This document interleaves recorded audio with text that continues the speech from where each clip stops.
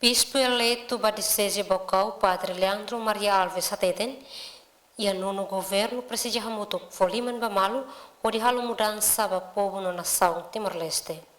Padre Leandro Alves, autoquestone, jornalista, bem remata celebra missa solenidade da Santíssima Trindade, aman o Espírito Santo e a Igreja Catedral Dili domingo ne. Nasaun inteira mesmo que a partir do barbarak na vida serne de angkata ki uma kapulu na vida de nero ni tebu kamor samoto buka tawa moto força no vemos kita ia badia kita ni Nasaun nia ida nema kita ni povo mos einu sidane kata buat capacidade ser outro talento ser outro ne vemos emo hotu ia ni tebu kata tawa moto kata dele halo ita ni povo halo ita ni Nasaun ne sai dia kita ida nema esperança vemos hotu nia Antonio também der mesmo que ela hanesa você por não ver a hanesa mas be buat dia não ver ida ida aqui é você por não ver a hanesa nem quando está muito nem sai força também que boa teve se ver mais cá ele lore mudança no caso lá e itinerário. Bispo Eleitu Dioseze Baucau, Padre Leandro Hatete,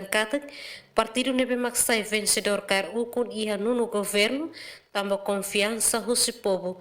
Tamane precisa Liman Malu, hanoin idaret, Hodi mudansa ba Povu no rai dane ba oin. Padre Hatete, mas que oitavo governo halo ona buat barak, mas o povo hakara katu hadia dia kliutan.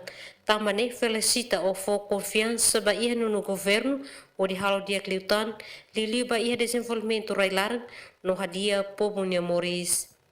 Emerenciana Pinto, Natália Lopes, Estel News.